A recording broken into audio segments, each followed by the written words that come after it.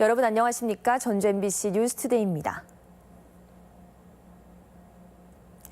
새만금으로 흘러드는 동진강의 한 지류 하천이 쓰레기로 몸살을 앓고 있습니다. 사방이 쓰레기로 뒤덮여 이제 와서 쓰레기를 치우기도 쉽지 않은 상황입니다. 한범수 기자의 보도입니다.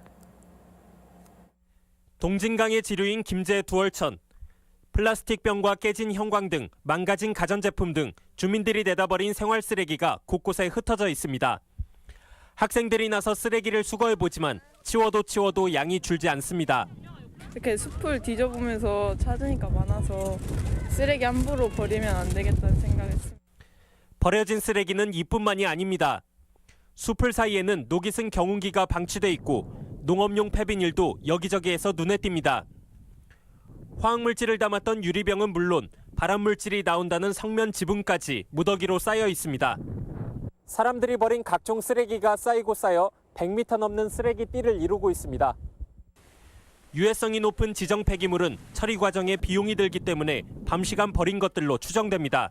농촌 지역은 쓰레기 수거 횟수가 적고요. 특히 농업용 폐기물 자체를 수거를 안 하기 때문에 하천 주변에 버려지는 경우들이 아주 많습니다. 상황이 이런데도 수거 책임이 있는 김제 씨는 인력과 예산 탓만 있습니다. 너무 많이 버리니까 그걸 그 구간에 치워지면 하루나 이틀, 일주일 이후에 다시 또 그 쓰레기가 또 채워지니까 저희도 한계가 이제 생기는 거죠. 쓰레기가 집중 투기된 지역은 두월천 상류 8km 구간에 이릅니다. 환경단체는 새만금으로 흘러드는 하천 대부분이 비슷한 처지라며 철저한 관리 감독이 필요하다고 말합니다. MBC 뉴스 한범수입니다. 서남 회계벌의 유네스코 세계 자연유산 등재가 추진되는 가운데 세계 습지의 날 기념식이 어제 부안 줄포만에서 열렸습니다. 그런데 부안 갯벌만 유일하게 신청 목록에 빠져 아쉬움을 주고 있습니다. 박찬익 기자가 보도합니다. 도요새 같은 텃새들의 중간 기착지인 부안 줄포만 갯벌. 해양수산부 지정 습지 보호지역인 줄포 갯벌에서 세계 습지의 날 기념식이 열렸습니다. 세계 습지의 날은 습지 보존을 위한 국제협약 람사르 협약이 체결된 매년 2월 2일이지만 우리나라는 1997년에 가입한 뒤 5월에 행사를 치르고 있습니다. 이 갯벌은 우리 국토 면적의 2.5%를 차지하면서 연간 16조 원의 생산 가치를 지니고 있습니다.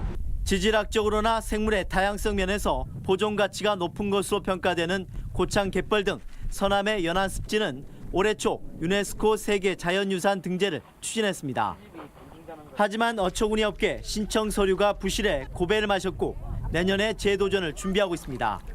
더 아쉬운 점은 충남 서천에서 전남 신안과 보성, 순천 갯벌까지 신청 목록에 올라 있지만 유일하게 부안 갯벌이 빠져 있다는 것입니다.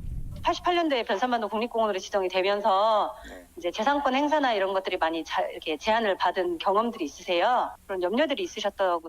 전라북도는 추가 등재는 검토할 수 있지만 당장은 어렵다는 입장입니다. 충분한 가치를 가지고 있기 때문에 세계유산이 등재되면은 그 이후에 부안군도 확장 등재할 수 있도록. 제주 화산섬과 용암 동굴에 이어 서남의 갯벌이 우리나라 두 번째 세계 자연유산에 이름을 올릴지 주목됩니다. MBC 뉴스 박찬익입니다. 전주 국제영화제에 많은 영화인들이 참여하면서 관심이 어느 때보다 뜨겁습니다. 워낙 상영작이 많다 보니 어떤 영화를 봐야 할지 고민이실 텐데요. 강동엽 기자가 추천 영화를 정리해봤습니다.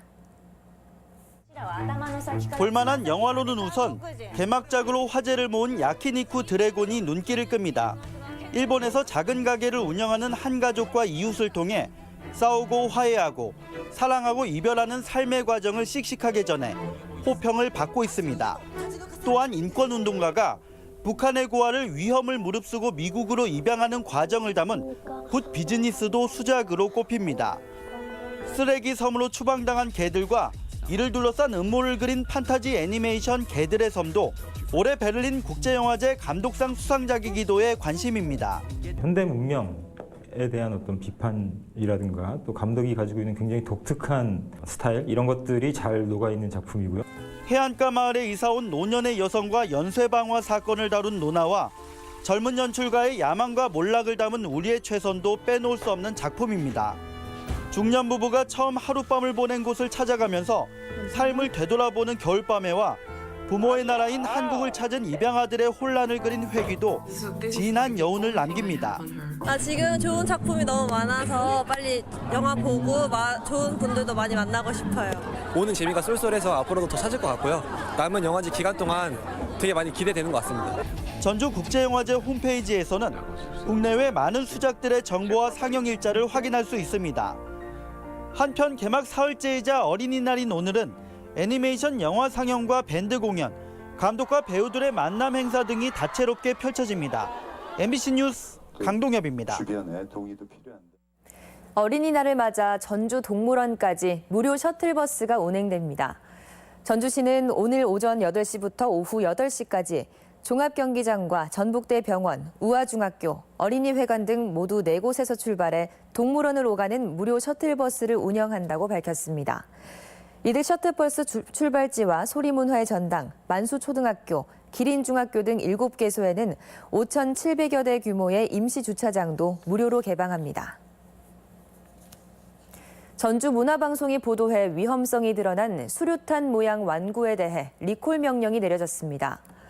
국가기술표준원은 수류탄 모양 완구의 소음이 기준치를 20데시벨 초과한 143데시벨로 나타났고 내부 액체의 pH, 즉 수소 이온 농도가 강산성으로 어린이들에게 아토피 등의 피부 질환을 유발시킬 수 있다고 밝혔습니다.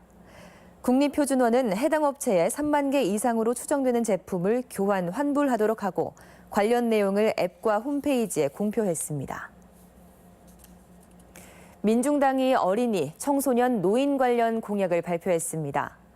민중당은 어제 기자회견을 열고 현재 6%인 도내 국공립 어린이집 비율을 50%로 확충하겠다고 밝혔습니다. 또 무상 교복과 무상 생리대를 지원하고 정부의 기초연금에 5만 원을 더해 35만 노인에게 월 30만 원을 지급하겠다고 공약했습니다. 도내 개성공단 입주기업의 재입주를 전라북도가 지원하기로 했습니다. 전라북도는 개성공단 재입주를 희망하는 도내 6개 업체와 어제 간담회를 갖고 재입주에 필요한 자금 지원 등을 약속했습니다. 기업들은 개성공단이 재가동할 경우 수십억 원의 경협보험금을 반납해야 하고 새로 장비를 구입해야 하는 등 애로점을 호소했습니다. 군산 지역 경기 침체 회복을 위해 각종 관급 공사 착공이 앞당겨질 전망입니다. 군산시는 이를 위해 올해 예산 546억 원 중 68.5%인 374억 원을 상반기에 집행하는 것을 목표로 실시 설계와 현장 조사를 조기에 마무리하고 신속하게 착공과 준공 처리를 할 계획이라고 밝혔습니다.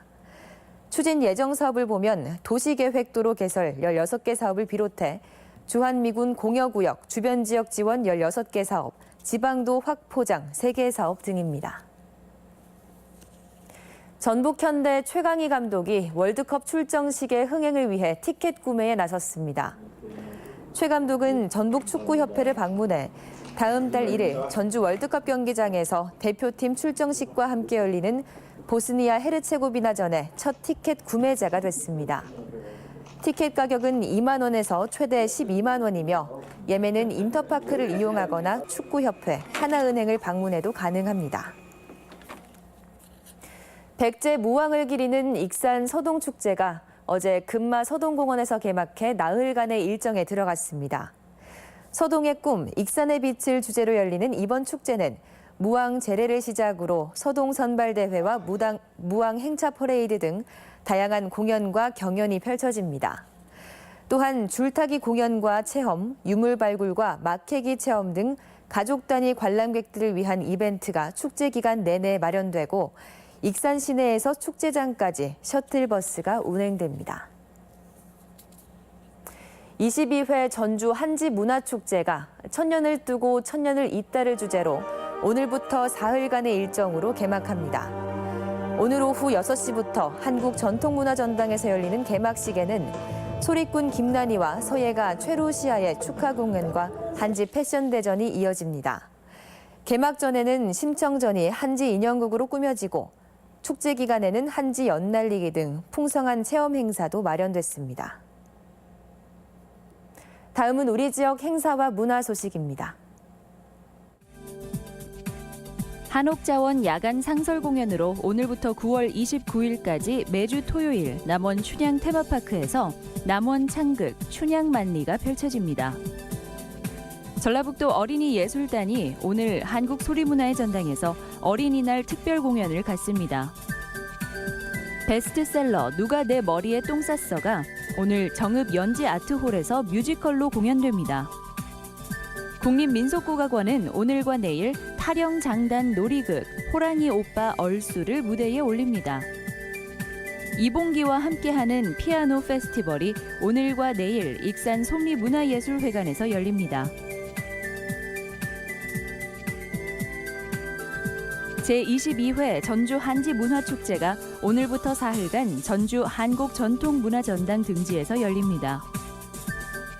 올해 6회째를 맞는 부안 오봉마실축제가 오늘부터 7일까지 부안군 일원에서 개최됩니다.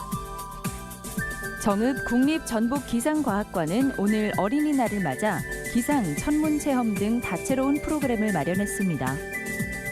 한우 소비 촉진을 위한 전북 한우 숯불구이 축제가 내일까지 정읍 한우 판매장에서 열립니다. 임신, 출산, 육아를 모아놓은 전주 마마랑 베이비 페어가 내일까지 전주 화산체육관에서 열립니다.